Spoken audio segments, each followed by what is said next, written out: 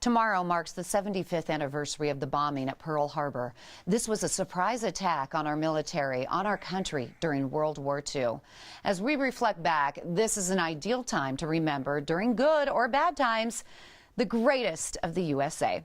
Andy Feld shed some light on the United States of emotions, and it's always nice to have you on. Good to be back. You know, this topic is so timely because of just the recent election. A lot of people, unfortunately, very divided. Yes. Made a lot of enemies, Sure. even family members, unfortunately. But when you really stop to think about it, we live in the greatest country of the world. So how do we start moving aside our emotions and move forward? Well, I think a couple ways. It starts with really perspective. And what I love to share with my audience is just for a moment, take a look at our world, take a look at our entire planet, and not just the planet today, but this planet through thousands of years of history. And as you take a look at the whole planet, and I mean you're taking a look at the United States, you're looking at Mexico, Canada, you're going to Russia, Asia, China, Africa.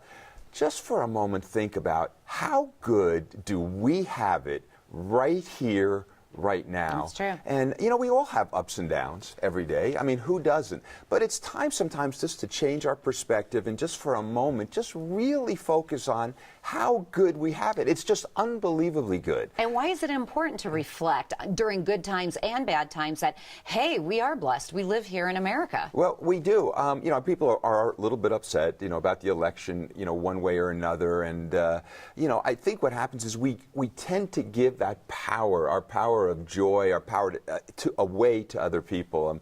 As I think I've maybe even said here before, over the last 16 years, we've had two presidents. We've had 8 years of a Republican, 8 years of a Democrat. And I ask folks, how much has either president really affected your life? A whole lot. And most people say, well, they really haven't affected my life one way or the other.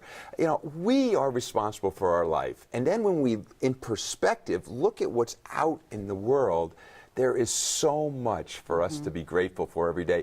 But oftentimes, it's hard to take those times, take those moments, and our stress with our kids, our stress with our work, our stresses every day, to take that moment or two and be appreciative for how good we have it. And tomorrow, when it is the 75th anniversary of the attack on Pearl Harbor, think to yourself how blessed we are to live here in America. I learned from you a long time ago, it's what you think, it's what you speak, it's what you feel. So when you wake up in the morning, you can think, okay, this is going to be a good day. In your words, what does it mean to be a citizen of the United States of America? I could put it in one word, and it's the word is freedom. My two favorite words in the English language are love and freedom. And to wake up free every day, think about how many people around the world don't wake up free every day.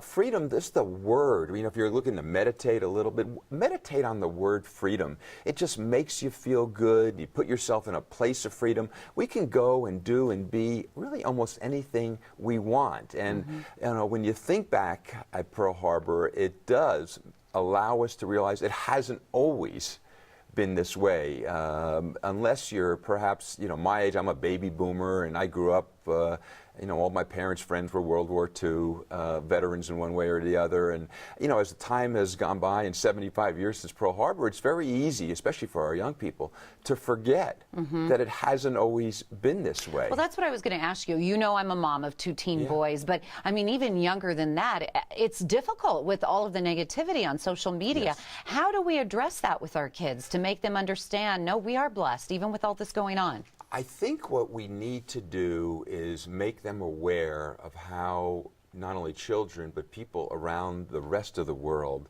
live. Let them know what life is like in Africa, what life is like in the Middle East, what life is like in China or Russia, what life might be like even in Mexico.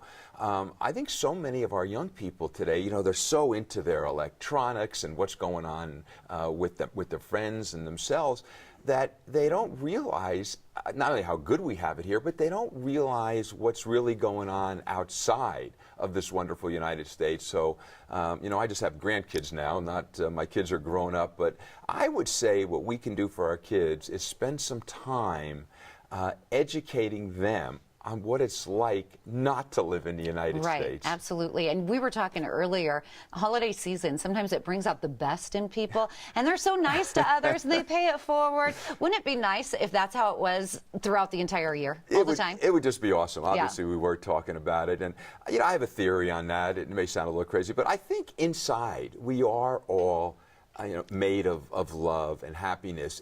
But a lot of times as the year kind of, the work and kids and money, and it just sort of wears on us, that love sort of gets buried inside. Something happens this time of year, doesn't it? It's like an ignition switch. It's a motivator. All of a sudden, that love, that joy, which is inside each and every one of us, somehow it just gets ignited right now.